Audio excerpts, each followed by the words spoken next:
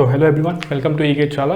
तो जैसा कि पिछले लेक्चर में हमने देखा था डायोड के बारे में, जिसमें हमने फर्स्ट चैप्टर स्टार्ट किया था जिसका नाम था diode and it's applications. Okay, जिसमें हमने देखा था कि किस तरीके से सेमीकंडक्टर में कंडक्टिविटी का कंसेप्ट हमने देखा था। उसके बाद हमने ये देखा कि सेमीकंडक्टर एक्चुअली क्या होता है। हमने पीएन जंक्शन के बारे में पढ़ा, हमने देखा कि फॉरवर्ड बायसिंग क्या होता है, रिवर्स बायसिंग क्या होता है। फिर हमने देखा लास्ट में, जो हमारा लास्ट टॉपिक था पिछले लेक्चर का, उसमें हमने ये देखा कि equivalent circuit of diode, that means equivalent representation of diode. एक सर्किट में हम लोग एक डायोड को किस तरीके से रिप्रेजेंट करते हैं। तो ये सब कुछ हमने लास्ट लेक्चर में देखा था, जो कि हमारा फर्स्ट लेक्चर था एनालॉग इलेक्ट्रॉनिक्स का। ठीक है, सो आज का जो लेक्चर है वो हम लोग देखने वाले हैं, उसमें कैरेक्टरिस्टिक्स ऑफ डायोड के बारे में। ठीक है, तो ये बहुत ही इंपॉर्टेंट है। और एक्चुअली पता है क्या होता है, मोस्ट ऑफ द इंस्टीट्यूशंस में आप देखोगे कि जो लोग स्टार्ट करते हैं ना, वो यहीं से स्टार्ट करते हैं, मतलब। ठीक है, बट मैंने आपको बेसिक्स जो पहला लेक्चर था ना, वो बहुत ज़्यादा इंपॉर्टेंट नहीं था, बट डायोड को समझने के लिए बेस से कि क्या होता है डायोड, क्या होता है सेमीकंडक्टर, वो बहुत इंपॉर्टेंट था। ठीक है, तो आज का टॉपिक हम स्टार्ट करने वाले हैं, वो है characteristics of diode. Okay, so heading दीजिए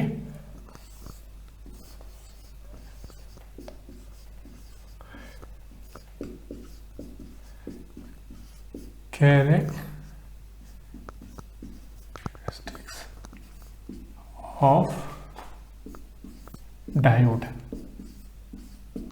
ठीक है, ये हमारा आज का टॉपिक है, कैरेक्टरिस्टिक्स ऑफ डायोड। तो जब हम लोग कैरेक्टरिस्टिक्स ऑफ डायोड के बारे में पढ़ते हैं तो यूजुअली लोग बात करते हैं आइडियल और एक्सपोनेंशियल कैरेक्टरिस्टिक के बारे में। सही है, गलत नहीं है, कुछ डिस्कशन तो सब लोग ही करवाते हैं, बट मैं बोलूँगा कि जब मैं कैरेक्टरिस्टिक्स ऑफ डायोड जब मैं पढ़ाता हूँ तो उसमें मैं 4 टाइप ऑफ कैरेक्टरिस्टिक्स के बारे में बात करता हूँ। ठीक है, जिसमें से देखो, जो पहला कैरेक्टरिस्टिक्स है वो है आइडियल कैरेक्टरिस्टिक्स।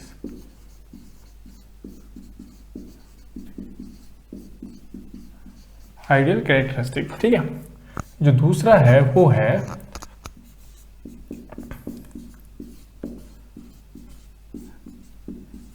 एक्सपोनेंशियल और प्रैक्टिकल कैरेक्टरिस्टिक। जो थर्ड है वो है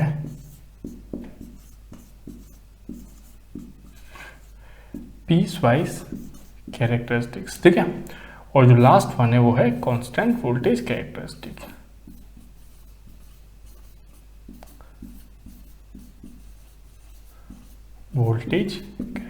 ठीक है, तो ये 4 टाइप ऑफ कैरेक्टरिस्टिक हमको डायोड में देखने को मिल जाता है। आइडियल कैरेक्टरिस्टिक, एक्सपोनेंशियल और प्रैक्टिकल कैरेक्टरिस्टिक, पीसवाइज कैरेक्टरिस्टिक और कांस्टेंट वोल्टेज कैरेक्टरिस्टिक।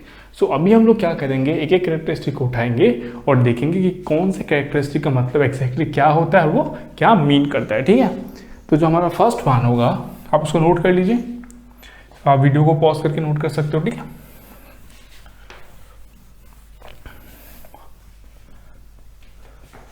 तो मैं नंबर 1 दे देता हूं। ओके, सबसे सिंपल कैरेक्टरिस्टिक है, क्या है इसका नाम, आइडियल कैरेक्टरिस्टिक। आइडियल मतलब क्या, अब तो समझते हो आइडियल मतलब क्या होता है, जो एग्जिस्ट ही नहीं करता है, बट फिर भी उसके बारे में हमको पढ़ना पड़ता है। देखो, कैरेक्टरिस्टिक्स ऑफ डायोड में हम लोग आईवी कैरेक्टरिस्टिक्स के बारे में बात करते हैं। देखो, कैरेक्टरिस्टिक्स ऑफ डायोड जो है उसमें हम लोग आईवी कैरेक्टरिस्टिक के बारे में बात करते हैं। ये आईडी क्या है, डायोड करंट। ये वीडी क्या है, voltage applied across the diode. Okay, अब देखो मैं क्या बोला यहाँ पे, लेट्स से एक डायोड है, ये क्या है, एक डायोड है, ये इसका क्या है, एनोड टर्मिनल, ये क्या है, इसका कैथोड टर्मिनल। चलो ठीक है, मैं क्या बोला कि लेट्स से इस डायोड के अक्रॉस में मैं फॉरवर्ड बायस वीडी अप्लाई कर देता हूँ। ये आइडियल डायोड है, मैं क्या बोला, ये आइडियल डायोड है। आइडियल डायोड का मतलब क्या होगा आपका, मैं लिख देता हूँ यहाँ पे, देखो, वी गामा इक्वल्स टू 0 और जो फॉरवर्ड रेजिस्टेंस है वो भी क्या हो जाएगा, 0। ठीक है, वी गामा 0 हो जाएगा एंड जो फॉरवर्ड रेजिस्टेंस है वो क्या हो जाएगा, वो भी 0 हो जाएगा। तो इन दिस केस आपको पता है क्या होगा, जैसे ही आप थोड़ा सा हल्का सा वोल्टेज भी अगर अप्लाई करोगे ना, जैसे वीडी है एंड ये क्या है, आईडी है, जैसे ही आप थोड़ा सा भी वोल्टेज अप्लाई करोगे ना तो आपको ह्यूज अमाउंट ऑफ करंट देखने के लिए मिलेगा। थोड़ा मतलब मैंने क्या बोला, एकदम थोड़ा सा, एकदम स्लाइड भी अगर अप्लाई करोगे, देखो आपको बहुत ह्यूज अमाउंट ऑफ करंट मिलेगा, क्योंकि ओम्स लॉ से क्या होता है, V is equals to I R, that means I equals to how much, V by R, और आर अगर जीरो है तो करंट क्या हो जाएगा, इनफाइनाइट है कि नहीं, तो इसलिए हम लोग करंट को इस तरीके से दिखाते हैं, इस तरीके से दिखाते हैं, ठीक है। यही सेम चीज़ मान लो कि अगर मैं रिवर्स बायस कर देता हूँ इसको, ठीक है, इसी सेम चीज़ को अगर मैं क्या बोला, मैं रिवर्स बायस कर देता हूँ अभी, तो ये क्या हो जाएगा आपका, ये देखो मैंने क्या बोला था जब मैं इक्विवेलेंट सर्किट और जब मैं डायोड बता रहा था, तो मैंने आपको बताया था कि जब रिवर्स बायस के बारे में हम लोग बात करते हैं तब ये जो डायोड होता है वो क्या होता है, open circuit, that means open switch की तरह काम करता है। तो अगर ये ओपन स्विच की तरह काम करेगा तो क्या हो जाएगा, ये ओपन सर्किट हो जाएगा।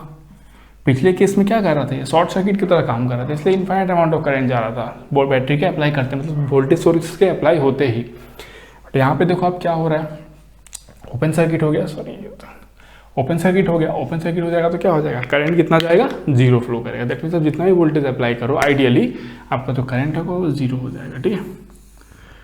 तो ये होता है आइडियल कैरेक्टरिस्टिक, है ना, ये होता है आइडियल कैरेक्टरिस्टिक्स ऑफ डायोड। पता है ये कौन सा क्वाड्रेंट होता है, ये सेकंड क्वाड्रेंट, ये क्या होता है, सेकंड क्वाड्रेंट। मैथमेटिक्स में आप बोलते हो ना इसको, ट्रिग्नोमेट्री में first second third fourth quadrant. तो जब मैं पावर इलेक्ट्रॉनिक्स जब मैं आपको पढ़ाऊंगा तो वहाँ पे मैं एक टॉपिक पढ़ाऊंगा आपको, quadrant operation of switches, that means switch किस तरीके से अलग अलग क्वाड्रेंट्स में ऑपरेट करते हैं, ठीक है। वो क्वाड्रेंट मतलब क्या होता है कि अलग अलग क्वाड्रेंट, देखो यहाँ पे वोल्टेज क्या है, पॉजिटिव करंट पॉजिटिव, यहाँ पे वोल्टेज नेगेटिव करंट पॉजिटिव, यहाँ पे वोल्टेज नेगेटिव करंट नेगेटिव, यहाँ पे वोल्टेज नेगेटिव और करंट जो वोल्टेज पॉजिटिव और यहाँ पे करंट नेगेटिव है। तो यही चार क्वाड्रेंट ऑपरेशन ऑफ स्विच कहते हैं इसको, जो मैं पावर इलेक्ट्रॉनिक्स आपको पढ़ाऊंगा। तो मैं क्यों बोला ये बात, इसलिए बोला बिकॉज यहाँ पे आप देखो जो डायोड होता है ना, वो क्या होता है, वन क्वाड्रेंट स्विच होता है, that means single quadrant switch जो आइडियल डायोड होता है। देखो इस तरीके से वो ड्रॉ करते हैं हम लोग इसको। मैंने क्या बोला, आइडियली जैसे आप हल्का सा वोल्टेज, हल्का मतलब बहुत माइन्यूट एकदम, है ना, इनफाइनाइट जो छोटा सा होता है ना स्मॉल वोल्टेज वो होता है, जैसे आपने थोड़ा सा दिया एकदम इनफाइनाइट करंट मिल जाएगा। और जब रिवर्स बायस करोगे तो डायोड ओपन रहेगा, अब चाहे जितना भी वोल्टेज देते जाओ, जितना भी वोल्टेज देते जाओ उसको, जितना भी आप बढ़ाते जाओ करंट तो फ्लो करेगा नहीं, क्यों, ये तो ओपन सर्किट हुआ है, तो देखो करंट आपको जीरो मिलेगा। क्लियर, समझ में आया। तो इसी को हम लोग कहते हैं आइडियल कैरेक्टरिस्टिक्स ऑफ डायोड, एकदम सिंपल है ये, ठीक है।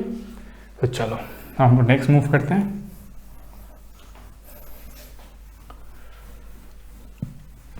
चलो हम लोग नेक्स्ट देखते हैं। ओके, अगर मैं नेक्स्ट की बात करूं, नंबर 2, अगर मैं नंबर 2 के बारे में बात करूं तो वो है हमारा एक्सपोनेंशियल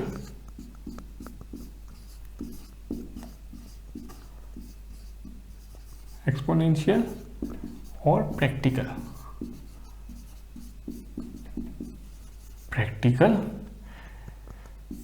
कैरेक्टरिस्टिक्स, ठीक है, या कैरेक्टरिस्टिक्स, एक्सपोनेंशियल और प्रैक्टिकल कैरेक्टरिस्टिक, ये इंपॉर्टेंट है, इसमें हम लोग बहुत कुछ बात करने वाले हैं। ओके, तो देखो एक्सपोनेंशियल कैरेक्टरिस्टिक क्या होता है, यहाँ पे अगर मैं बोलूँ तो पता है यहाँ पे क्या होता है, ना ही आपका वी गामा जीरो होता है, ना ही आपका आर एफ जीरो होता है, प्रैक्टिकल अगर मैं बात करूँ, ठीक है। तो देखो किस तरीके से हम लोग देखेंगे। ओके, ये हो गया आपका वी डी, ये हो गया आपका आई डी, फाइन। वो क्या हो गया आपका जो वोल्टेज हम लोग अप्लाई करते हैं डायोड के क्रॉस में, और ये क्या हो गया आपका जो करंट है, फाइन। अब इसमें क्या होगा देखो, अगर आपको याद हो तो मैंने आपको करंट का इक्वेशन क्या लिखवाया था डायोड में, जब वो फॉरवर्ड बायस होता है तो I D equals to I naught, है कि नहीं, e to the power V D by eta V T minus 1, आपको याद होगा, है कि नहीं। तो ये जो करंट है ये प्रैक्टिकल डायोड में फ्लो करता है, इतना करंट है ना, इसको क्या बोलते हैं, शॉकली इक्वेशन। ये डायोड करंट है, रिवर्स सैचुरेशन करंट है, और एक्सप्रेशन हमको मिल जाता है। तो अब देखो जो आईडी और वीडी के बीच में जो रिलेशन है ना, वो क्या है, एक्सपोनेंशियली रिलेटेड है कि नहीं। तो इसलिए हमको जो आईवी कैरेक्टरिस्टिक मिलता है, practical I V characteristic of diode, वो कुछ इस तरीके से देखने को मिलता है, कुछ इस तरीके से देखने को मिलता है। देखो एक्सपोनेंशियली रिलेटेड है कि नहीं। ये जो जगह होता है ना जहाँ से जस्ट हमको करंट मिलना स्टार्ट होता है, देखो यहाँ तक तो करंट हमको जीरो मिल रहा है ना, जिस पोजीशन से हल्का सा हमको करंट मिल जाएगा डायोड के उसमें, मतलब डायोड के थ्रू जो करंट मिल जाएगा, इसी को हम लोग कह देते हैं कट इन वोल्टेज। क्लियर हो गया, एकदम सिंपल था ये। आपका क्या होगा, ये कट इन वोल्टेज। चलो बहुत सही बात है ये। अगर एक्सपोनेंशियल कैरेक्टरिस्टिक्स में ही अगर मैं बात करूँ कि ये तो कब हुआ, जब मैंने जो डायोड है ये कब मिला मेरे को, जब जो डायोड है ना, ये जब फॉरवर्ड बायस था तब मेरे को मिला ये वाला कर्व, ठीक है। ये जो डायोड है इसमें क्या है, कटिंग वोल्टेज भी है और एक आरएफ भी है। मैं यहाँ पे शो नहीं कर रहा, इमेजिन करो यहाँ पे कटिंग वोल्टेज एक आरएफ भी है, ठीक है, एकदम प्रैक्टिकल जो केस होता है, ठीक है। तो उसमें मेरे को कुछ इस तरीके का देखने को मिल जाता है। अब मैं क्या करूँगा, रिवर्स बायस के केस में बात करूँगा, ठीक है। अगर मैं रिवर्स बायस के केस में बात करूँ तो कुछ इस तरीके से हो जाएगा ये रिवर्स बायस में, क्योंकि ये क्या है, एनोड है, ये कैथोड है, दैट मीन्स ये प्लस ये माइनस है, ठीक है। तो ये क्या हो गया, अब रिवर्स बायस में हो गया। अब याद करो लास्ट वीडियो में मैंने बताया था ना आपको ये सब, तो एनोड कैथोड तो हो गया, वो बहुत सही बात है, चलो एनोड कैथोड हो गया। अब इसमें क्या होगा पता है, मैंने आपको बताया था कि इसमें जो करंट फ्लो करता है उसको हम लोग क्या कहते हैं, रिवर्स सैचुरेशन करंट और इनसिग्निफिकेंट करंट। तो वो बहुत स्मॉल माइक्रो एम्पियर में करंट फ्लो करता है एनोड, ठीक है। तो इसलिए हम लोग उसको यहाँ पे दिखा देते हैं इस तरीके से, है कि नहीं। तो देखो रिवर्स बायस में हमको इस तरीके का करंट मिलता है, और ये जो होता है ना करंट का जो वैल्यू होता है वो बहुत कम होता है, वो ठीक है, वो बहुत कम होता है। आप इसको चाहो तो यहाँ पे दिखा सकते हो क्या है, रिवर्स वोल्टेज। आप देखो नेगेटिव वोल्टेज जब अप्लाई करो, है कि नहीं, तो आपको इस तरीके का कुछ देखने को मिल जाता है। तो ये है practical characteristic of diode, that means I V characteristics of a practical diode, ये होता है, ठीक है। तो ये थोड़ा इंपॉर्टेंट है, ये आप 11-12 में भी देखते हो, आपको ये आईवी कैरेक्टरिस्टिक ऑफ डायोड देखने को मिलता है कि नहीं। तो ये इंपॉर्टेंट था यहाँ पे समझने के लिए, ठीक है। तो ये आपका कटिंग वोल्टेज हो गया यहाँ पे। अब मैं यहाँ पे और एक इंपॉर्टेंट बात बोलना चाहूँगा कि देखो कटिंग वोल्टेज के पहले आप जो भी वोल्टेज अप्लाई करोगे ना, फॉरवर्ड बायस की बात कर रहा हूँ मैं, रिवर्स बायस की नहीं, इधर जो भी होता है फॉरवर्ड बायस का बात होता है, यानी इधर जो भी होता है लेफ्ट में वो रिवर्स बायस के बारे में बात होता है। तो मैं क्या बोल रहा हूँ, फॉरवर्ड बायस में कटिंग वोल्टेज के पहले तक जो वोल्टेज आप अप्लाई करते हो ना उसको कट ऑफ वोल्टेज बोलते हैं, ठीक है। कट ऑफ क्यों बोलते हैं, बिकॉज उस टाइम पे जो डायोड होता है फॉरवर्ड बायस में एक ओपन स्विच की तरह काम करता है कि नहीं। क्यों, देखो इस जोन में क्या होता है, आपका कटिंग वोल्टेज जो अप्लाइड वोल्टेज है उससे ज़्यादा होता है, जिसकी वजह से डायोड ऑन नहीं हो पाता है, इसलिए उसको क्या बोलते हैं, कट ऑफ वोल्टेज। तो यहाँ पे आप कोई भी वोल्टेज को कंसीडर करो, that will be considered as what, cut off voltage. उसके बाद कटिंग वोल्टेज आता है, उसके बाद से आप जो भी वोल्टेज देते हो करंट एक्सपोनेंशियली इंक्रीज होता है डायोड में। चलो ये तो बहुत ही सिंपल था, समझ गए हम लोग। अब मैं क्या करूँगा, अब देखो आप, ठीक है, मैं इसको मिटा देता हूँ यहाँ पे, ये भी हो गया मेरा, इसका भी ज़रूरत नहीं है। अब मैं क्या बोल रहा हूँ आपको, देखो फॉर एग्जाम्पल ये मैंने कंसिडर किया 5 वोल्ट, ओके। मैंने एक रेजिस्टेंस कंसिडर कर दिया, ये एक डायोड है, ठीक है। ये मैंने कितना दिया, 5 वोल्ट दिया, ओके। ये मैंने रेजिस्टेंस लिया, कितना लिया इसको, लेट्स से 10 किलो ओम ले लिया मैंने। यहाँ पे करंट फ्लो करेगा ID, and let's say voltage across the diode कितना है आपका वीडी। ये मैं लेके रखा हूँ वीडी, आप कुछ भी लो ना, वीडी लो, एक्स लो, वाई लो, जेड लो, क्या फर्क पड़ता है उससे, तो वेरिएबल है, आपके हिसाब से लो आप।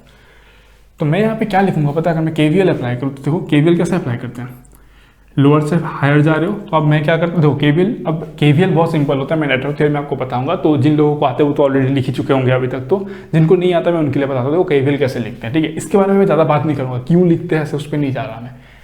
लोअर से हायर गए तो 5 वोल्ट, करंट हमेशा हायर से लोअर पोटेंशियल जाता है, तो करंट कैसे जा रहा है, यहाँ से यहाँ जा रहा है, तो ये हायर पोटेंशियल, ये लोअर पोटेंशियल। आप कहाँ से जा रहे हो, प्लस से माइनस जा रहे हो, so 5 volt minus I D into 10 के, है ना, I R minus V D equals to 0।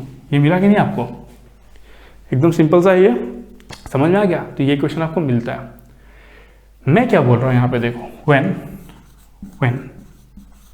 ठीक है, when V D equals to 0, जब मैं क्या बोला, जब वी डी 0 होगा तब आई डी का वैल्यू पता है कितना हो गया, आई डी इक्वल्स टू देखो 5/10 के, that is equals to 0.5 milli ampere, fine. और मैं जब बोलूँगा जब when I D equals to 0, I D equals to 0, तब वी डी कितना हो जाएगा पता है, V D equals to 5 volt हो जाएगा, ठीक है। I D equals to 0.5 milli ampere में क्या हो जाएगा, वी डी 5 वोल्ट हो जाएगा। तो देखो जब वी डी 0 होता है तब आई डी 0.5 मिली एम्पेयर, मतलब इधर कहीं पे आएगा,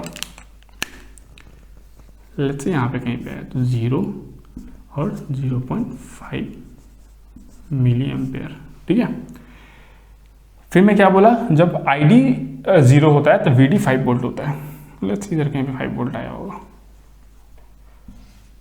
5 वोल्ट आया होगा। देखो जब आप इसको ज्वाइन कर दोगे ना तो पता है इसको क्या कहते हैं, डीसी लोड लाइन, हालांकि डायोड में डीसी लोड लाइन के बारे में इतना कोई बात नहीं करता, ट्रांजिस्टर में ज़्यादा बात करते हैं, बट इसको डीसी लोड लाइन कहते हैं, ठीक है, डीसी लोड लाइन। फाइन। ये जो पॉइंट होता है ना, ये जो पॉइंट है इसको आप कहते हो क्यू। क्यू मतलब पता है क्या होता है? क्यू मतलब होता है, इसको आप कहते हैं क्यूजन पॉइंट, क्यूजन पॉइंट, या फिर क्या कहते हो आप? सिंपली क्यू पॉइंट, या फिर आप क्या कहते हो? Operating point.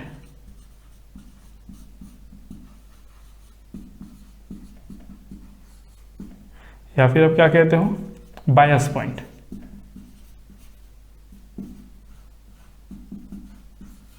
देखो इतने सारे नाम है इसे, क्यू पॉइंट कुछ भी कहो, ठीक है। तो ये इंपॉर्टेंट होता है, ठीक है। अब इसमें एक चीज़ पता है क्या है नोट वर्दी, क्यू पॉइंट के ऊपर में पता है इतना आप देखोगे पास्ट में भी शायद क्वेश्चन नहीं आया था आज तक क्यू पॉइंट, डायोड में नहीं आया, ठीक है। ट्रांजिस्टर में तो कभी कभार दे भी देते हैं, बट डायोड में नहीं देते, बट फिर भी मैं आपको बता दे रहा हूँ, ठीक है। तो क्यू पॉइंट बेसिकली क्या होता है, आईवी जो कर्व होता है ना, उसमें डीसी लोड लाइन का जो इंटरसेक्टिंग पॉइंट होता है उसी को आप बोलते हो क्यू पॉइंट, ठीक है। तो इसमें क्या होगा, देखो मैं क्या बोल रहा हूँ कि अगर, और पता है एक स्टेबल ऑपरेशन के लिए ना क्यू पॉइंट को फिक्स होना चाहिए, ठीक है। तो वो क्यू पॉइंट डिजाइनर डिसाइड करता है कि किस तरीके से उसको क्यू पॉइंट को रखना है, ये डिजाइनर के ऊपर में रहता है।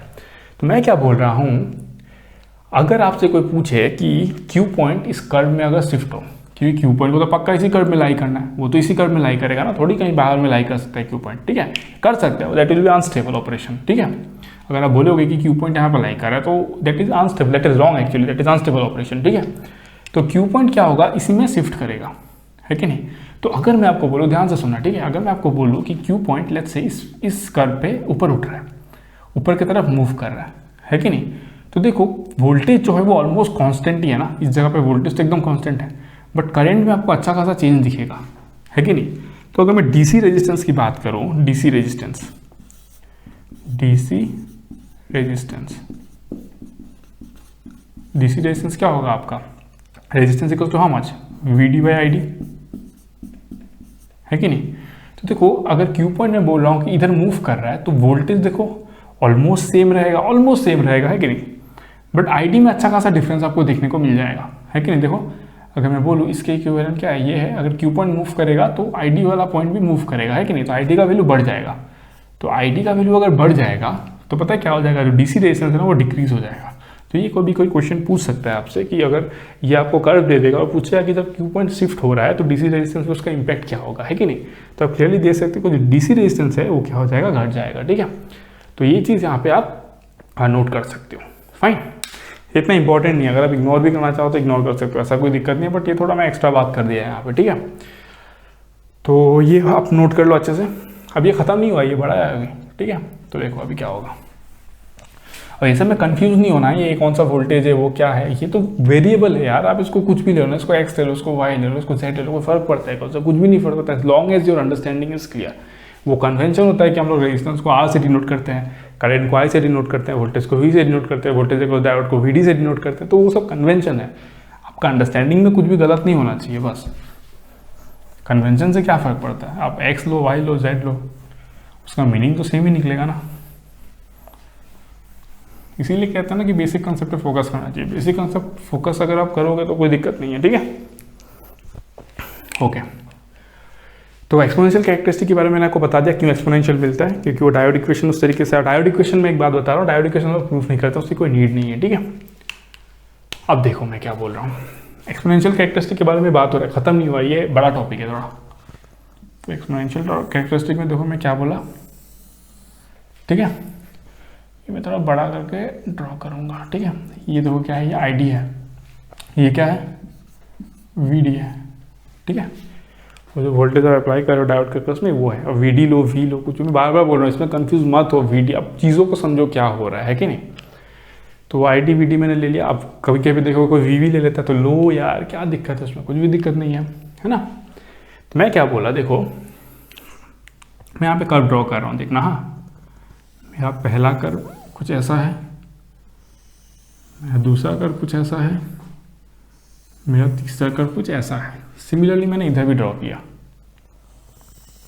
1 2 अब आप बोलोगे कि इससे पहले तो सर आपने एक एक कर्व ड्रॉ किया था फॉरवर्ड और रिवर्स में, अभी तीन तीन कैसे हो गया? तो मैं बोलूँगा, आप सुनो बस मेरी बात, ठीक है।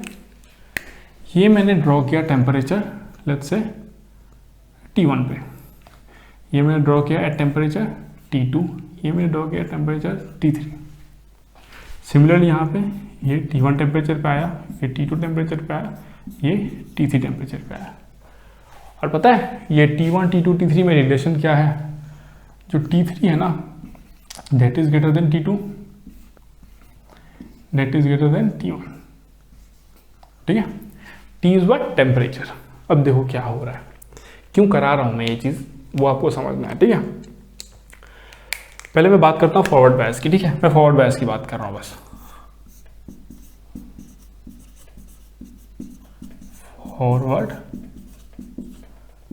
फॉरवर्ड बायस के बारे में बात कर रहा हूँ। अब देखो क्या होगा फॉरवर्ड बायस में। मैं बोल रहा हूँ कि लेट्स से कि ये करंट क्या है, जब आप वोल्टेज को अप्लाई करते हो डायोड के अक्रॉस में तो वो करंट फ्लो करता है। मान लो मैं कहता हूँ कि अलग कलर से ड्रॉ कर देता हूँ, मैं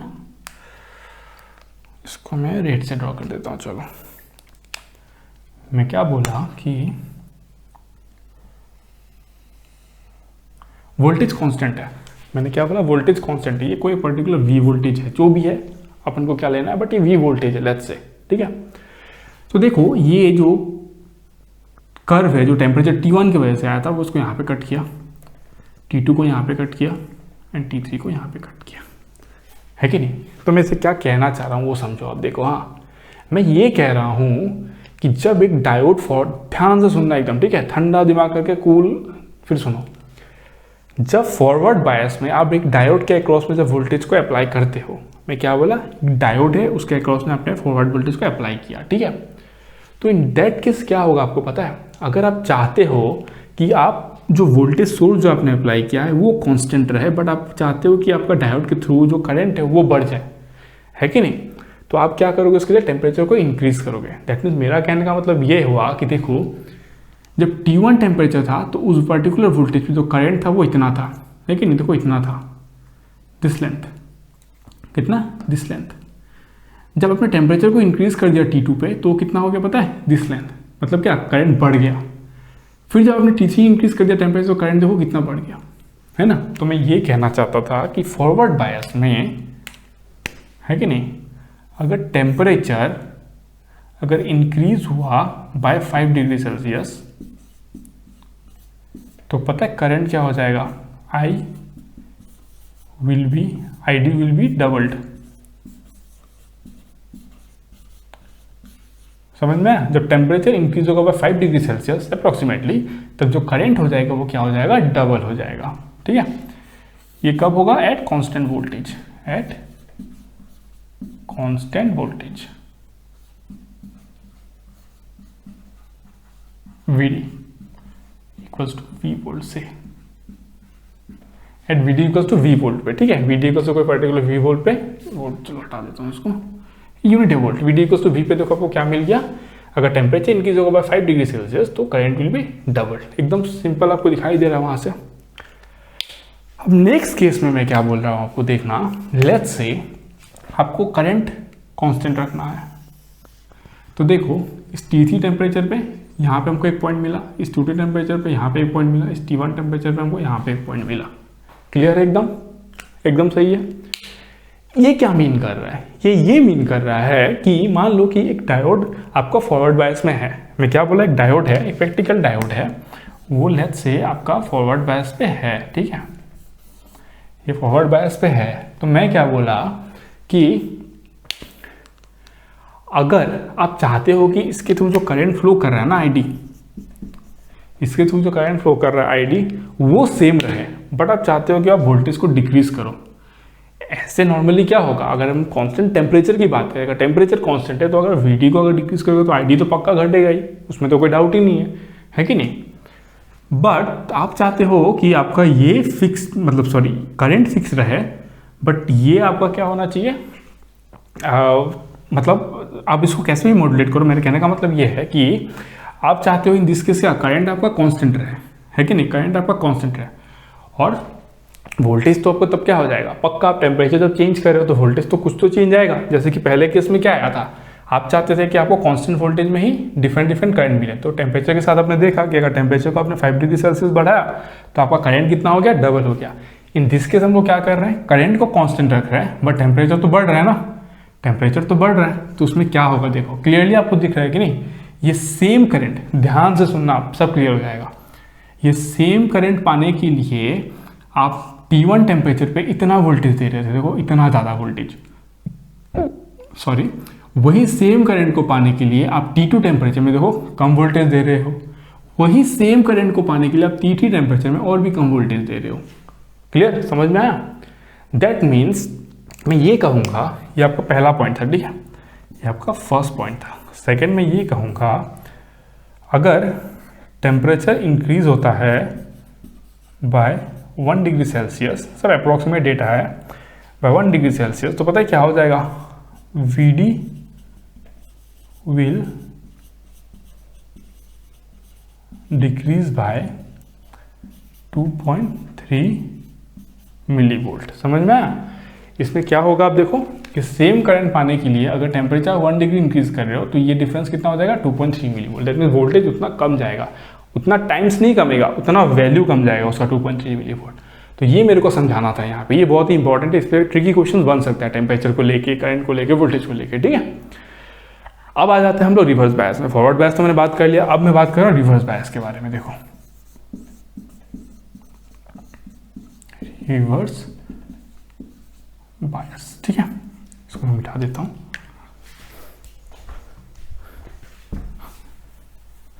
देखो अब मैं क्या बोल रहा हूँ, मैं रिवर्स बायस के बारे में बात करूँगा। रिवर्स बायस में देखो आपका जो करंट रहता है वो तो ऑलमोस्ट कांस्टेंट रहता है कि नहीं, तो हम लोग एट कांस्टेंट करंट की बात करेंगे। देखो ये देखो, सॉरी, एट कांस्टेंट वोल्टेज देखो, ठीक है। और पता है ये जो कर्व होता है ना, मैं एक चीज़ यहाँ पे बताना भूल गया, देखो ये जो कर्व होता है ना, अगर आप ये अप्रॉक्सीमेटली, मैंने बताया था ना सिलिकॉन के लिए 30 वोल्ट होता है, ठीक है, सिलिकॉन के 30 वोल्ट, माइनस साइन होगा तो रिवर्स बायस है ना। देखो इस तरीके से मिलेगा आपको, सी, जैसे आप 30 वोल्ट क्रॉस करते हो तो इमीडिएटली बहुत ही रिवर्स बायस से बहुत huge amount of current flow करती है। मैंने आपको तभी बताया था जब मैं आपको रिवर्स पीएन जंक्शन का जब मैं रिवर्स बायसिंग बता रहा था, फिर से नहीं बताऊंगा अभी, ठीक है। तो अब क्या होगा, देखो यहाँ पे आप देख रहे हो कि पर्टिकुलर वोल्टेज है, लेट्स से V1 वोल्टेज है, ठीक है, माइनस V1 वोल्टेज, ये नेगेटिव एक्सिस है ना, तो ये माइनस V1 वोल्टेज है मान लो, ठीक है। इसमें क्या हो रहा है, देखो जब आप टेम्परेचर को इंक्रीज करोगे ना,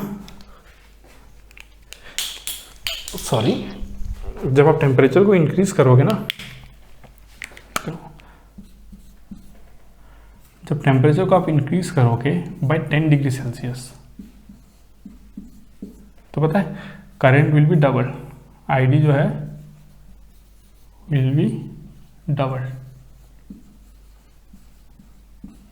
अप्रोक्सीमेटली। मतलब मैं क्या बोल रहा हूँ कि जब टेम्परेचर T1 से T2 जाओगे ना, तो मान लो ये अगर आपका 2 माइक्रो एम्पेयर है तो ये कितना हो जाएगा, 4 micro ampere, that means double हो जाएगा, है कि नहीं। तो ये था टेम्परेचर के साथ में IV कैरेक्टरिस्टिक का रिलेशनशिप। तो ये आपके लिए जानना काफ़ी इंपॉर्टेंट है मेरे को लगता है कि नहीं, ये आपको समझना है, क्योंकि इस पर एक ट्रिकी क्वेश्चन कोई भी अब कह नहीं सकते हो, अभी के टाइम पे तो आता नहीं है, बट बोल नहीं सकते हो, है ना, क्या आता है क्या नहीं आता है बोल नहीं सकते, तो आपको ये जानना चाहिए। तो इस तरीके से ये होता है। तो आई होप आपको बहुत अच्छे तरीके से समझ में आ, मैं तो एकदम बेसिक तरीके से समझा रहा हूँ कि एक मतलब जिसको कुछ भी नहीं आता वो भी मतलब अच्छे तरीके से समझ जाएगा, लेकिन आपको भी एफर्ट मारना पड़ेगा अपने तरीके से। ऐसा तो नहीं होगा कि आप बैठे रहोगे फिर सोचोगे कोई आके दिमाग में इनपुट कर देगा, ऐसा तो नहीं होता है ना। तो ठीक है, तो ये हमको समझ में आ गया बहुत अच्छे तरीके से, ठीक है। अब देखो इसमें मेरे को और क्या बात करना है, ठीक है, आप इसको नोट कर लो, मैं मिटाने वाला हूँ इसको। तो चलो मैं मिटा देता हूँ इसको।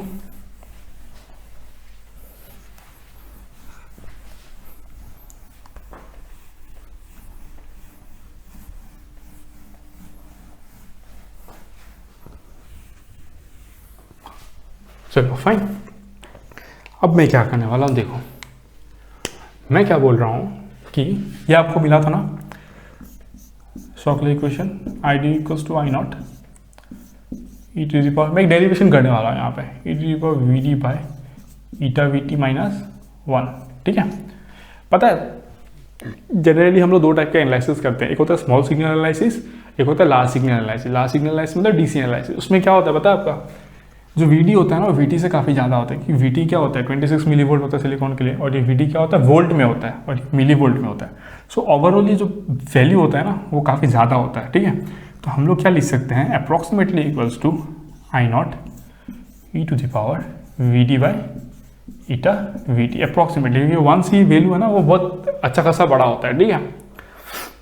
मैं क्या बोला अभी देखो, अगर मैं बोलूँ कि ID1 इक्वल्स टू कितना हो जाएगा I0 e to the power VD1 by eta VT, क्योंकि ईटा और VT तो कांस्टेंट रहेगा, I0 भी कांस्टेंट रहेगा, है कि नहीं। उसको VD1 से क्या मतलब है। अगर मैं बोलूँ ID2, ID1 क्या है VD1 पे करंट है, सिमिलरली ID2 क्या हो जाएगा I0 e to the power VD2 by eta VT। Clear हो गया। अब मैं अगर ID2 बाई ID1 करूँ, मैं इसको यहाँ पे लेके जा रहा हूँ, ठीक है। अगर मैं बोलूँ कि ID2 बाई ID1 करूँ तो मेरे को क्या मिलेगा, देखो e to the power VD2 minus VD1 by eta VT। Clear हुआ। अब मैं क्या करूँगा, दोनों तरफ नेचुरल लॉगरिथम ले लूँगा, ठीक है। तो मेरे को क्या मिल जाएगा, देखो ln ID2 by ID1 that is equals to क्या हो जाएगा बोलो, ये हो जाएगा आपका VD2 minus VD1 by eta VT। Clear. अगर मैं ln को अगर मैं लॉग में लेके जाऊँ तो 2.33 से मल्टीप्लाई करना पड़ता है, बेसिक मैथमेटिक्स से क्लास 10 में सीखे थे, है कि नहीं। तो मैं क्या करूँगा यहाँ पे 2.303 और ये ईटा VT भी आ जाएगा, ईटा VT है कि नहीं, log of ID2 by ID1 equals to delta VT। ये डेल्टा VT क्या है, VD2 माइनस VD1 है, दोनों का डिफरेंस है, ठीक है। अब मान लो मैं बोलता हूँ से ID2 इक्वल्स टू, मतलब जो सेकंड केस में जो करंट है वो let's say 10 times of ID1 है, 10 टाइम्स ऑफ ID1 बोला मैं, ठीक है। मैं क्या बोला, जो ID2 है वो कितना है 10 टाइम्स ऑफ ID1 है। तो इसमें पता है क्या हो जाएगा आपका, देयरफॉर जो डेल्टा VD है वो कितना हो जाएगा, आपको पता है 2.303 ईटा VT log 10 ID1 by ID1। ये ID1 कैंसिल हो जाएगा, log 10 होगा, log 10 का वैल्यू कितना होता है 1 होता है, ठीक है। तो ये कितना मिलेगा 2.303 ईटा VT। अगर मैं बोलूँ ईटा की जनरल वैल्यू तो कितना होता है 1 लेते हैं हम लोग, लेट्स से सिलिकॉन ही है तो 1 मतलब सिलिकॉन के लिए 2 होता है, जर्मेनियम के लिए 1 होता है, बट हम लोग 1 लेके चलते हैं, क्योंकि मैंने क्या बोला था लेटेस्ट जो भी हम लोग एडिशन को फॉलो करते हैं उसमें वो ईटा इक्वल्स टू 1 होता है। तो ये कितना हो जाएगा आपका 2.303 VT, this is milli volt. VT का वैल्यू क्या होता है आपका मिली वोल्ट में होता है 26 मिली वोल्ट, ठीक है। तो ये हमको एक्सप्रेशन मिलता है 2.303 VT मिली वोल्ट, ठीक है। इतना हमको मिल जाता है, ठीक है। इसके बाद लिख देता हूँ ऐसे। इसे समझ में क्या है, लिख तो दिया बट इसे समझ में क्या है कि नहीं, मैं क्यों कर रहा हूँ उसको, कुछ रीज़न होगा, ऐसा थोड़ी पागल हो कि मैं मतलब कुछ भी लिखते जाऊँगा ऐसे, है ना। देखो इससे हमको ये समझ में आया कि जब VD1 जब हमने वोल्टेज अप्लाई किया तो हमको ID1 करंट मिला फॉरवर्ड बायस में, क्योंकि ये हम लोग कब लिख सकते हैं, तो फॉरवर्ड बायस में लिख सकते हैं, रिवर्स बायस का क्वेश्चन थोड़ी है ये। जब VD2 अप्लाई किया हमको मिला ID2 करंट। क्लियर है। तो मैंने ये बोला कि अगर आप चाहते हो कि जो सेकंड केस में जो करंट है वो 10 टाइम्स ऑफ फर्स्ट केस में हो, तो जो वोल्टेज आपने चेंज किया था वो कितना करना होगा आपको 2.303 VT मिली वोल्ट, है कि नहीं। इतना वोल्टेज जब आप इंक्रीज करोगे तो जो करंट हो जाएगा तो वो कितना 10 टाइम्स इंक्रीज कर जाएगा। सिमिलरली अगर इतना ही वोल्टेज आप डिक्रीज कर देते तो आपका जो करंट है अगर पहले 10 एम्पियर था तो अभी क्या हो जाएगा 10 माइक्रो एम्पियर या मिली एम्पियर है, तो अभी कितना हो जाएगा 1 milli ampere, that means 10 times घट जाएगा। और अगर इतना वोल्टेज इंक्रीज करोगे तो करंट क्या हो रहा है, देखो बढ़ रहा है 10 टाइम्स। तो ये मैं यहाँ से कंक्लूजन ड्रॉ करना चाहता था। तो एक्सपोनेंशियल कैरेक्टरिस्टिक का ये एक इंपॉर्टेंट पॉइंट होता है, ठीक है। इस पर आपका न्यूमेरिकल फ्रेम हो सकता है, ठीक है। तो ये मेरे को सब कुछ बात करना था एक्सपोनेंशियल कैरेक्टरिस्टिक के बारे में, इतना कुछ था, ठीक है। बहुत डिटेलिंग करते हैं, हमें इससे ज़्यादा कुछ भी नहीं है, आप कहीं पे भी देख लो कुछ नहीं मिलेगा इससे ज़्यादा, ठीक है। तो मैंने मतलब सब कुछ बता दिया इसमें जो कुछ भी जानना था आपको। तो अब हमारा थर्ड कैरेक्टरिस्टिक के बारे में मूव करेंगे। आप इसको नोट कर लो, पॉज करके वीडियो को आप नोट कर सकते हो उसको, ठीक है।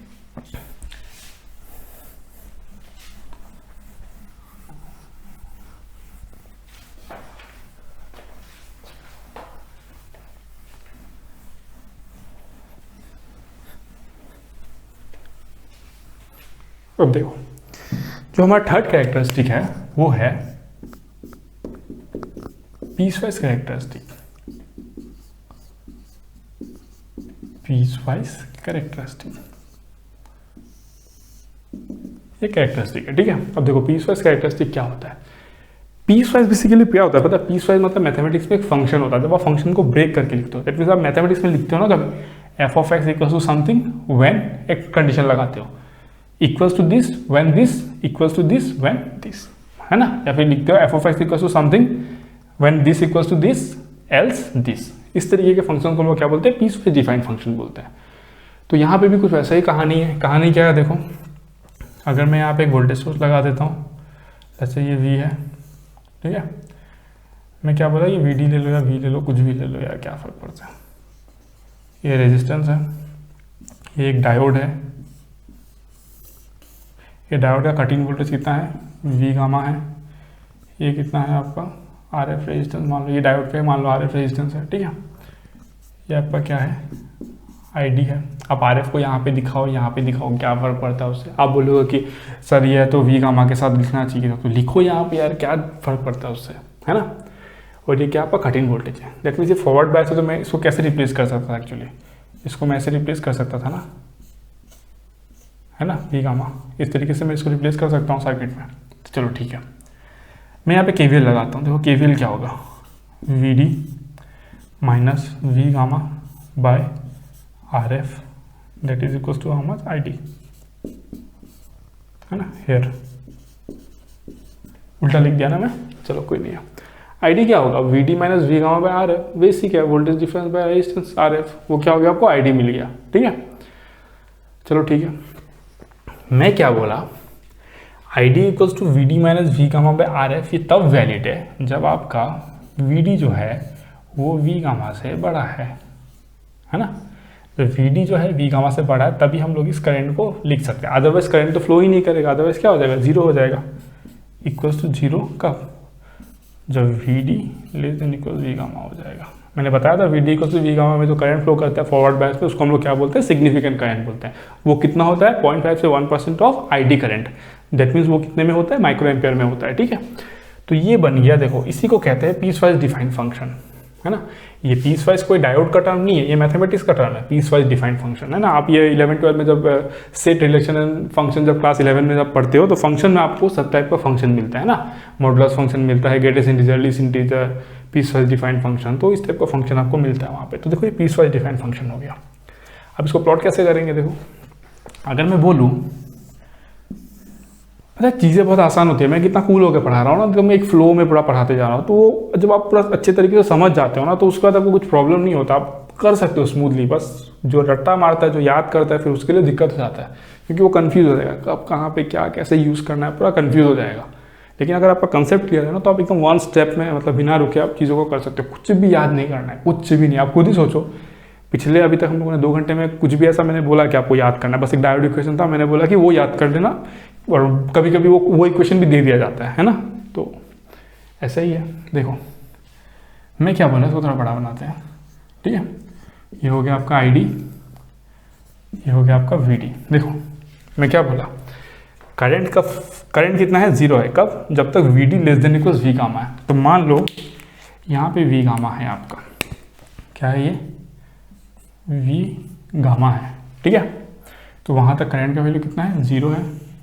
उसके बाद करंट का वैल्यू कितना है, देखो ये क्या है, y equals to mx plus c form में है ना। ये तो y equals to mx plus c form में है ना। देखो ये क्या हो जाएगा आपका, ID equals to VD minus V gamma by RF। तो आप क्लियरली देखो ID कितना है, V गामा, जब VD equals to V gamma है, ID कितना हो जाएगा, V gamma minus V gamma by RF, 0 हो जाएगा, है कि नहीं। दैट मीन्स उसके बाद ये कर्व ऐसे आएगा, सी, और इसका स्लोप कितना होगा, देखो ये इंटरसेप्ट कितना है, नेगेटिव इंटरसेप्ट है। ये मत पूछना कि मैं कैसे ड्रॉ कर रहा हूँ भाई, ये तो मतलब एकदम मैथमेटिक्स में आप ये क्लास 10 में पढ़ते हो, ये y को mx प्लस सी कैसे प्लॉट किया जाता है। तो ये वैल्यू देखो कितना है, minus V gamma by RF, और इसका स्लोप कितना है, ये तो स्लोप मैंने लिखा है 1/RF, है ना।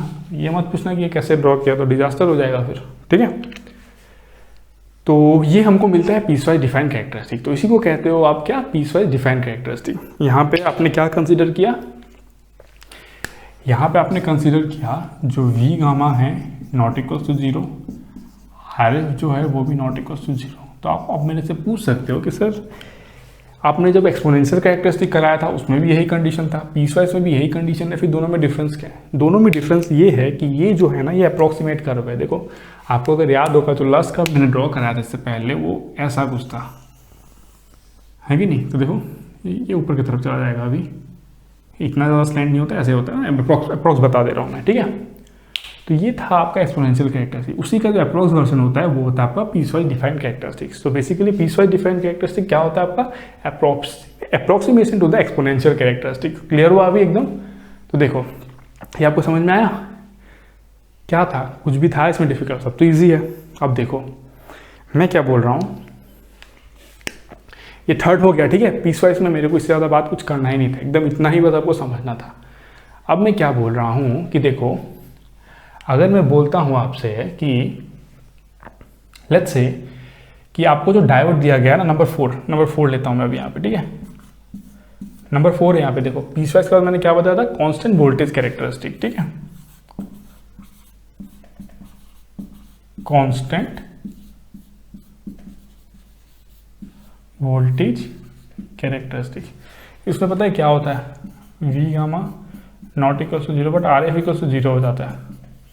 तो मैं इसी में समझा देता हूँ आपको। देखो इसमें क्या होगा, ये पीसवाइज अब नोट कर लो, ठीक है। ये हो गया। अब मैं बात कर रहा हूँ कांस्टेंट वोल्टेज कैरेक्टरिस्टिक। उसमें मैंने क्या बोला? देखो मैं इसको मिटा दे रहा हूँ, ठीक है। देखो मैं क्या बोला? R F equal to 0। देखो आपका स्लोप क्या था? 1/RF था स्लोप, है ना। अगर आप आर एफ को 0 पे लोगे तो 1/0 कितना हो जाएगा? Infinite. That means infinite slope. तो दैट मीन्स वो क्या हो जाएगा आपका? Straight line. देखो कांस्टेंट वोल्टेज कैरेक्टरिस्टिक का ये होता है ग्राफ, है ना। इसमें मैंने क्या किया? देखो स्लोप इक्वल्स टू पता है कितना हुआ इसमें? स्लोप इक्वल्स टू 1/RF था आपका, इक्वल्स टू 1/0, क्योंकि आपने RF को क्या किया? 0 किया, तो ये इनफाइनाइट। देखो इनफाइनाइट स्लोप मिला कि नहीं आपको? तो यही होता है आपका कांस्टेंट। और यहाँ पे ये भी मिट जाएगा, ये नहीं होगा आपको। ये कैसे होगा भाई? क्योंकि आपने क्या कंसिडर किया है? इसको 0 कंसिडर कर लिया है ना, तो ये नहीं होगा स्लोप। इसको मिटा दो, ठीक है। तो ऐसा कुछ आपको देखने को मिल जाता है, ठीक है। ये हो गया एकदम सिंपल सा, कुछ भी डिफिकल्ट नहीं था इसमें, एकदम आसान था, ठीक है। तो ये हो गया आपका कांस्टेंट वोल्टेज कैरेक्टरिस्टिक, ओके। अब मैं क्या कहता हूं, तो हो गया 4 टाइप का जो कैरेक्टरिस्टिक जो हमको डिफाइन करना था वो हमने डिफाइन कर लिया। इतना ही समझना था 4 टाइप का। अब जो भी क्वेश्चन हम लोग करेंगे देखेंगे किस तरीके से इसमें क्वेश्चन आते हैं, ठीक है। तो ये 4 टाइप का कैरेक्टरिस्टिक हो गया। अब मैं इसमें 1-2 एक्स्ट्रा बातें कर लेता हूँ, ठीक है। क्लियर हो गया एकदम? इतना ही समझना था हमने को। तो मैं इसको मिटा दे रहा हूँ एक बार, ठीक है। मैं यहाँ पे 1-2 एक्स्ट्रा बात करूँगा। कैरेक्टरिस्टिक का कंसेप्ट खत्म हो गया, ठीक है। हम आप आज का लेक्चर कैरेक्टरिस्टिक तक ही रखेंगे, अगले लेक्चर में हम लोग न्यूमेरिकल्स पे मूव करेंगे अभी धीरे से, लेकिन थोड़ा सा एक्स्ट्रा बात मैं कर लेता हूँ यहाँ पे। अगर मैं क्या बोलूँ, देखो अपने पास ये इक्वेशन था ना, ये इक्वेशन था। मैं क्या बोल रहा हूँ कि RF 0 नहीं है, ठीक है। अब मैं क्या बोल रहा हूँ कि RF 0 नहीं है। देखो अब मैं नया केस डिस्कस करने वाला हूँ, ये कैरेक्टरिस्टिक नहीं है, ये एक्स्ट्रा डिस्कशन है, ठीक है। मैं क्या बोला? से ये सब हो गया। हाँ, ये पीसवाइज कैरेक्टरिस्टिक नहीं डिफाइन कर रहा हूँ मैं, हो गया। मैं एक एक्स्ट्रा बात कर रहा हूँ, मैं इसको मिटा देता हूँ। ये नाम अब मेरे को नहीं चाहिए अब, है ना। मैं एक्स्ट्रा बात कर रहा हूँ अभी। क्या बात कर रहा हूँ? मैं एक्स्ट्रा बात कर रहा हूँ। देखो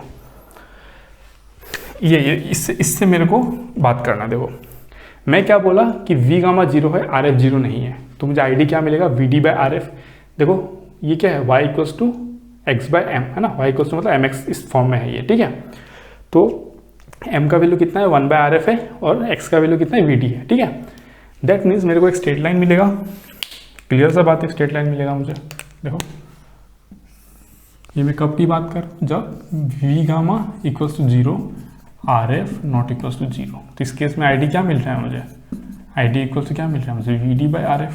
देखो ना यहाँ से तो मिल रहा है मुझे, वी गामा 0 है तो VD/RF मुझे मिल जा रहा है फॉरवर्ड बायस में, ठीक है। इसका जो स्लोप है कितना है पता है? 1/RF। क्लियर? स्लोप कितना है? 1/RF। अब मैं क्या बोल रहा हूँ कि देखो अगर ये हो गया, ठीक है। अब मैं क्या बोल रहा हूँ? देखो I D equals to VD - V gamma. तो अपने पास क्या है अभी, I D equals to V D by R F, क्योंकि वी गामा तो है नहीं। अब मान लो कि डायोड में मैं रिवर्स बायस अप्लाई कर रहा हूँ, जिसका मैंने पोलैरिटी को चेंज कर दिया, ठीक है। तो उस टाइम में ये क्या हो जाएगा, एक नेगेटिव वैल्यू आएगा, है कि नहीं, कुछ नेगेटिव वैल्यू आएगा जो इधर आएगा, और ये जो आर एफ है उस टाइम वो किस में बदल जाएगा, आर आर, मतलब रिवर्स बायस का जो रेजिस्टेंस होता है जो मेगा ओम में होता है, मैंने आपको बताया था कि जब आप रिवर्स बायस पे कर दोगे तो ये जो रेजिस्टेंस जो होगा ना वो इनफाइनाइट ऑलमोस्ट मेगा ओम में होगा, बहुत ज़्यादा होगा वो, ठीक है। डेफिनेट सा बात है, ये क्या था आपका स्लोप था ना, आपका स्लोप क्या है, स्लोप इक्वल्स टू कितना है आपका 1 बाय आर आर है कि नहीं, 1 बाय आर आर है। तो जैसे ही इसका वैल्यू बहुत बढ़ जाएगा, डिनोमिनेटर का वैल्यू बढ़ जाएगा, तो स्लोप क्या हो जाएगा, घट जाएगा। तो इसीलिए हम लोग को कुछ इस तरीके का देखने को मिल जाएगा। ये क्या है, स्लोप 1 बाय आर आर है।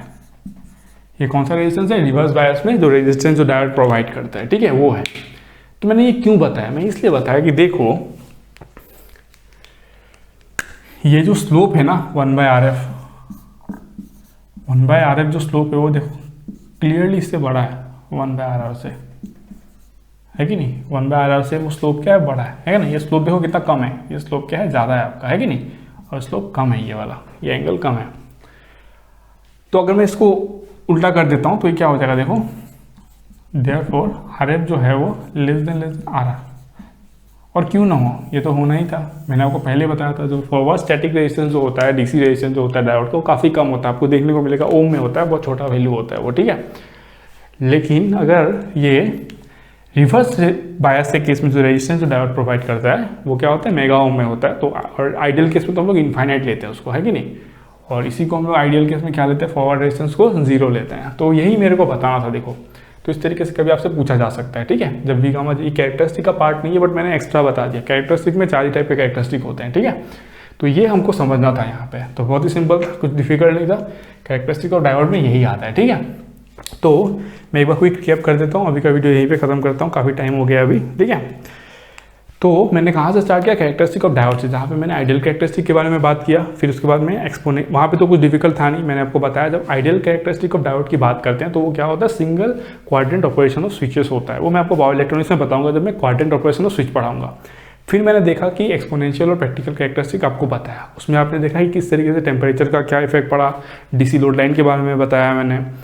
फिर आपको मैंने क्या बताया उसमें, टेम्परेचर पे, वोल्टेज पे, फॉरवर्ड रिवर्स बायस में किस तरीके का मतलब रिलेशनशिप बनता है कि नहीं। उसके बाद मैंने आपको दिखाया कि किस तरीके से आपको करंट को 10 टाइम्स इंक्रीज करना हो तो वोल्टेज को आपको इंक्रीज करना पड़ेगा 2.3 ईटा वीटी मिली वोल्ट से, है कि नहीं।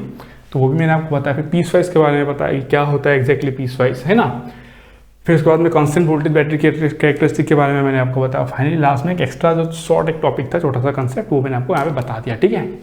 तो ये हमको पता ही था, देखो ये ग्राफिकली भी मैंने आपको समझा दिया कि क्यों ऐसा होता है, ठीक है। तो यही सब था कैरेक्टरिस्टिक ऑफ डायोड, बहुत ही सिंपल था, कुछ भी डिफिकल्ट नहीं था। तो इसी तरीके से मैंने कहा ना, अभी देखो धीरे धीरे मैं स्पीड को पिकअप करूंगा, क्योंकि मैं नहीं चाहता कि आप ये फील करो कि मैं एकदम रावलपिंडी एक्सप्रेस से आपको पढ़ा दिया थी। मैं नहीं चाहता वैसा, क्योंकि सब स्टूडेंट का कैलिबर एक जैसा नहीं होता है। किसी को बहुत क्विक समझ में आता है, किसी को बहुत धीरे धीरे समझ में आता है ना। तो मैं अगर ऑनेस्टली बोलूँ तो मैं उन स्टूडेंट के लिए काम करना चाहता हूँ जो पढ़ना चाहते हैं, लेकिन लेट्स से फाइनेंशियल रीजन की वजह से कोचिंग को एफर्ट नहीं कर पाते हैं। जैसे कि मेरा भी ऐसा कुछ कंडीशन था राइट आफ्टर माय कॉलेज कि मेरे को कोचिंग लेना था, बट मैं एफर्ट नहीं कर पाया। तो मेरे को उससे बहुत ज़्यादा मेरी लाइफ में इंपैक्ट हुआ उसकी वजह से। तो मैं नहीं चाहता ऐसा कोई भी फेस करे, ठीक है। तो मेरा जो मेन सोलो मोटिव है वो यही है कि कोई अगर कोशिश कर रहा है बट समझ नहीं पा रहा है तो I will be there for him और हर, ठीक है। तो इस तरीके से कंटेंट को मैंने डिज़ाइन किया कि आपको मैं एकदम लेमन जैसा पढ़ा रहा हूँ, है ना। लेकिन ऐसा नहीं है कि मैं हमेशा आपको ऐसे ही पढ़ाऊँगा। जैसे जैसे जैसे आप धीरे धीरे कैचअप करते जाओगे तो उसी तरीके से मैं मतलब अपना स्पीड को भी उसी तरीके से इंक्रीज़ कराऊँगा, ठीक है। तो इस वीडियो का मैं यहीं पे ख़त्म करता हूँ। तो मैं एक आपसे रिक्वेस्ट करना चाहूँगा कि जो कोई भी इस वीडियो को देख रहा है, चाहे अभी देखे, 6 महीने बाद देखे, 2 साल बाद देखे, मैं बस यही बोलूँगा कि अपना फीडबैक जो मतलब कमेंट जो होता है वो एटलीस्ट करे, सो दैट मेरे को उससे ये पता चलेगा कि कहाँ पे मेरे को इम्प्रूव करना है। आपको लगता है कि कोई सेक्शन में इम्प्रूव किया जा सकता है ना, स्टाइल में हो या कंटेंट में हो, किसी चीज़ में भी हो, तो आप प्लीज़ मेरे को फीडबैक में बताइएगा। आपको पक्का इंप्रूवमेंट उसमें देखने को मिलेगा। अगर आप मतलब शॉर्ट टाइम में बताते हो तो आपको पक्का उसमें इंप्रूवमेंट देखने को मिलेगा, ठीक है। तो आज का ये लेक्चर यहीं पे ख़त्म करते हैं, तो मिलते हैं नेक्स्ट लेक्चर में। Okay, so thank you, have a nice day.